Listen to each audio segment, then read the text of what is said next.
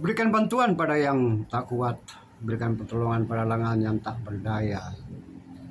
Sampaikan nasihat pada orang yang tak mempunyai hikmat dan pengertian. Betapa lembut bisikan yang kita dengar darinya. Gubahan beberapa ayat dari Ayub pasal 26.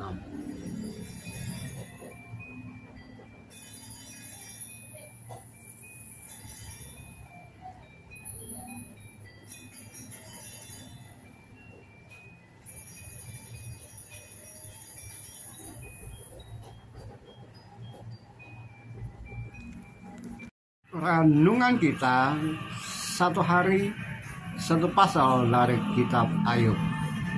Hari ini Ayub pasal ke-26.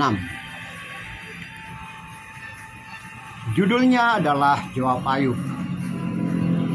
Ini merupakan jawaban Ayub terhadap ungkapan yang telah disampaikan oleh Bildad pada hari kemarin, Ayub pasal 25.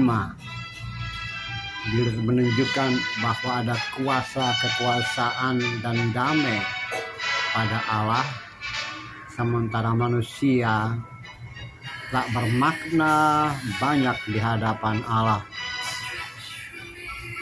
Jika Allah perlu, manusia itu menjadi tidak ada. Nah, mendengar itu Ayub menjawab, ya, menurut Ayub, manusia tidak bisa mengerti seutuhnya kebesaran Allah. Namun jawaban Ayub lebih ditujukan kepada teman-temannya.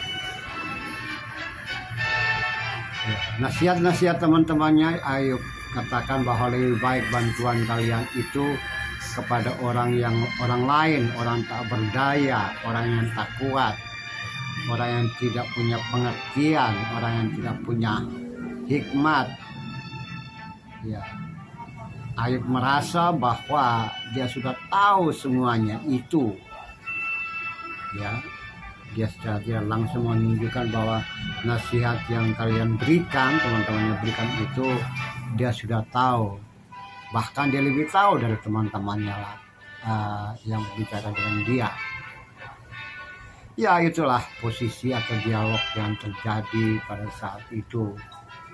Ayub malah menunjukkan kebesaran Allah yang terlihat berdasarkan pengalaman hidup dan kehidupan sehari dan berdasarkan interaksi dia, refleksi dia, perenungan dia, dan apa yang dia lihat, apa yang dia rasakan, bahwa ada kebesaran Allah yang tidak terselami, tidak bisa dimengerti secara utuh oleh manusia. Kebesaran dan luar biasanya Allah yang ia sembah. Ya, kalau memang itu fakta yang ada pada diri Ayub dan pada komunitas umat beriman pada masa itu. Lalu kalau kita bawa dalam konteks kekinian kita, tentu saja bisa juga kita berkata seperti Ayub bahwa kebesaran Allah, apa yang ada pada Allah Sang Maha Kuasa, Maha Cipta, Sang Khalik tersebut tidak seutuhnya kita pahami, seutuhnya kita mengerti, manusia mengerti atau seseorang mengerti. Sehingga alangkah tidak bijaknya seorang mengatakan bahwa ia pahami maunya Allah seperti apa, dia sudah tahu Allah berkata seperti apa, dia sudah tahu bahwa Allah punya kehendak seperti ini kepada manusia.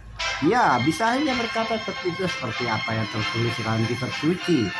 Tapi bukan bermakna manusia tahu semuanya. Apa kehendak Allah, apa kehendak Tuhan dalam untuk hidup dan kehidupan kita atau seseorang.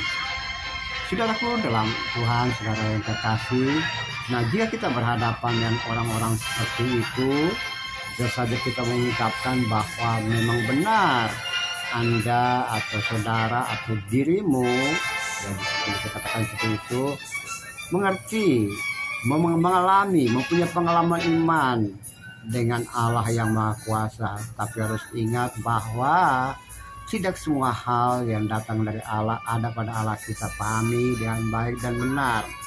ada hal-hal yang luar biasa yang tidak dimengerti oleh manusia, oleh seseorang, sehingga kita tidak seutuhnya mengerti maksud Allah itu apa.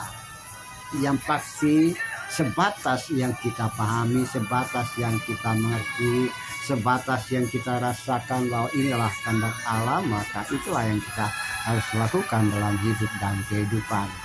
Tidak perlu menunjukkan keangkuhan hidup bahwa itu nasihat buat kamu, buat orang lain, bukan buat saya, bukan. Tidak boleh seperti itu. Tapi kita pahami bahwa apapun, sekecil apapun, satu dua kata yang merupakan nasihat Tuhan kepada kita, nasihat Allah melalui kitab suci, kita terima itu sebagai hal-hal yang luar biasa yang datang dari Tuhan. Kita perhatikan ayat-ayat, sesungguhnya semuanya itu hanya ujung-ujung jalan.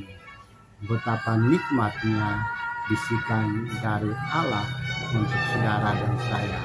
Mari kita baca ulang Ayub pasal 26 ini dan kita rasakan bisikan dari Allah untuk saudara dan saya. Terpujilah Tuhan, terpujilah Kristus. Haleluya.